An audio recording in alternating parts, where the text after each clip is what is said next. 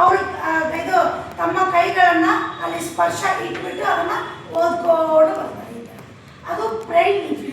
ಆ ಬ್ರೈಲ್ ಲಿಪಿ ಯಾರಿಗೋಸ್ಕರ ಮಾಡಿರುವಂಥದ್ದು? ಯಾರಿಗೆ ಕಣ್ಣು ಕಾಣಿಸಲ್ಲ ಅವ್ರಿಗೋಸ್ಕರ ಈ ಲಿಪಿಯನ್ನು ತಯಾರು ಮಾಡಿರುವಂಥದ್ದು. ಅರ್ಥ ಆಯ್ತಾ ಮಕ್ಕಳೇ? ಬ್ರೈಲ್ ಲಿಪಿ ಯಾರಿಗೋಸ್ಕರ ಕಂಡು ಹಿಡಿದಿರುವಂಥದ್ದು? ಕಣ್ಣಿಲ್ದಿರೋರು ಓದಕ್ಕೆ ಬರೆಯಕ್ಕೆ ಇದು ಮಾಡಿರುವಂಥದ್ದು. ಅರ್ಥ ಆಯ್ತಾ? ತಮ್ಮ ಜೀವನವನ್ನು ಗುರು ಸೇವೆಗಾಗಿ ಮುಡಿಪಾಗಿಟ್ಟರು. Okay, next. ಗುರು ಸೇವೆಗಾಗಿ ಮುಡಿಪಾಗಿಟ್ಟರು. ಬಾಲ್ಯದಲ್ಲಿ ತಂದೆಯನ್ನು ಕಳೆದುಕೊಂಡು ಪುಟ್ಟರಾಜ ಶಿಕ್ಷಣಕ್ಕಾಗಿ ಚಿಕ್ಕವರಿದ್ದಾಗ ಇದೇನಾಗುತ್ತೆ, ಇವ್ರ ತಂದೆಯನ್ನ ಕಳ್ಕೊಳ್ತಾರೆ.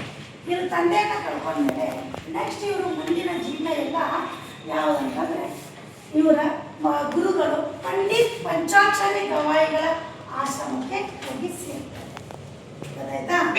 ಪಂಡಿತ ಪಂಚಾಕ್ಷರಿ ಗವಾಯಿಗಳ ಆಶ್ರಮಕ್ಕೆ ಸೇರಿದರು. ಪುಟ್ಟರಾಜ ಗವಾಯಿಗಳು ಗುರುಗಳಲ್ಲಿ ತುಂಬಾ ಭಕ್ತಿ ಶ್ರದ್ಧೆಯಿಂದ ಹಿಂದೂಸ್ತಾನಿ, ಕರ್ನಾಟಕ ಸಂಗೀತ, ಹಾರ್ಮೋನಿಯಂ ಕಲಿಯುವ ಮೂಲಕ ಸಂಗೀತ ಲೋಕದಲ್ಲಿ ವಿಶೇಷ. ನೋಡಿ, ಪಂಡಿತ್ ಇವರು ಪುಟ್ಟರಾಜ ಗವಾಯಿಗಳು ಏನಂತಂದ್ರೆ ಗುರುಗಳಂದ್ರೆ ಅಷ್ಟೇ ಮಕ್ಕಳೇ. ಏನ್ ಗೊತ್ತಾ, ಯಾರು ಗುರುವಿನ ಮಾತುಗಳನ್ನ ತುಂಬಾ ಭಕ್ತಿಯಿಂದ ಹೇಳ್ತಾರೆ, ಅವರ ಮಾತುಗಳನ್ನ ಕೇಳ್ತಾರೆ, ಅವ್ರು ನಿಜವಾಗ್ಲೂ ಉದ್ಧಾರ ಆಗ್ತಾರೆ.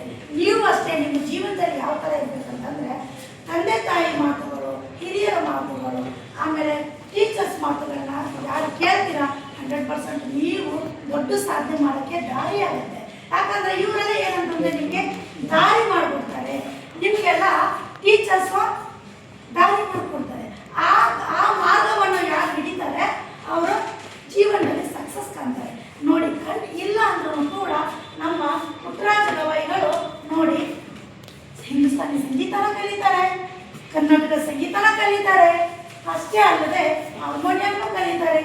ಇದು ಅಷ್ಟೇ ಅಲ್ಲ, ಇನ್ನೂ ಹಲವು ಇದು ಇನ್ಸ್ಟ್ರೂಮೆಂಟ್ಸನ್ನು ಕೂಡ ಅವರು ಕಲಿತು ಅವರ ಶಿಷ್ಯರಿಗೆಲ್ಲ ಕಲಿಸ್ತಾರೆ. ಇವರು ಏನಂತಂದರೆ ಅವರು ತಮ್ಮ ಶಿಷ್ಯರಿಗೆಲ್ಲ ಆಟ ಕಲಿಸ್ಬೇಕಂತಂದ್ಬಿಟ್ಟು ಇವರು ಊಟ ಕೊಡಬೇಕಲ್ಲ, ಹೋಗಿ ಬೇರೆ ಕಡೆ ಎಲ್ಲ ಹೋಗ್ಬಿಟ್ಟು ಭಿಕ್ಷೆ ದಾನ ಇಸ್ಕೊಂಡು ಬಂದು ಅಡುಗೆ ಮಾಡಿ ತಮ್ಮ ಶಿಷ್ಯರಿಗೆಲ್ಲ ಬಡಿಸಿ ಆಮೇಲೆ ಇದೇ ಸಂಗೀತ ಅಭ್ಯಾಸವನ್ನು ಕಲಿಸ್ತಾ ಇದ್ದಾರೆ. ಲಕ್ಷಾನುಗಟ್ಟಲೆ ನಮ್ಮ ಜನ, ನಮ್ಮ ಕುರುಡರು, ಆಮೇಲೆ ಮಾಮೂಲಿ ಜನ ಎಲ್ಲರೂ ಲಕ್ಷಾನುಗಟ್ಟಲೆ ಇವರ ಶಿಷ್ಯರು ಇವಾಗ ಸಂಗೀತನ ಕಲಿತು ಆ ಸಂಗೀತದ ವೃತ್ತಿಯಲ್ಲೇ ಅವ್ರು ಬದುಕ್ತಾ ಇದ್ದಾರೆ. ಇದರಲ್ಲಿ ತುಂಬ ಜನ ಇದ್ದಾರೆ. ಹಾಗಾಗಿ ನೋಡಿ, ನಮ್ಮ ಶ್ರದ್ಧೆ ತುಂಬ ಇಂಪಾರ್ಟೆಂಟ್ ಆಗುತ್ತೆ. ನಮ್ಮ ಅಬ್ಸರ್ವೇಷನ್ ತುಂಬ ಇಂಪಾರ್ಟೆಂಟ್ ಆಗುತ್ತೆ. ಇದೇ ಥರ ನೀವು ಕೂಡ ಸಾಧನೆ ಮಾಡ್ತೀರಲ್ವಾ? ಯಾವುದೇ ಆಗಲಿ ಶ್ರದ್ಧೆ ಭಕ್ತಿಯಿಂದ ಕಲಿಬೇಕು. ನೀವು ನಿಮ್ಮ ಗುರಿಯನ್ನು ಮುಟ್ಟಕ್ಕೆ ಸಾಧ್ಯ. ಓಕೆನಾ? ಓಕೆ ಮಕ್ಕಳೇ, ನಾವು ಇವತ್ತು ಪಂಡಿತ್ ಗವಾಯಿಗಳು ತಮ್ಮ ವಚನಗಳ ನಿರೂಪಣೆಗಾಗಿ ಹೆಚ್ಚು ಮೆಚ್ಚುಗೆ ಪಡೆದರು. ಪುಟ್ಟರಾಜ ಗವಾಯಿಗಳು ಗುರು ಕುಮಾರೇಶ್ವರ ಕೃಪಾ ಪೋಷಿತ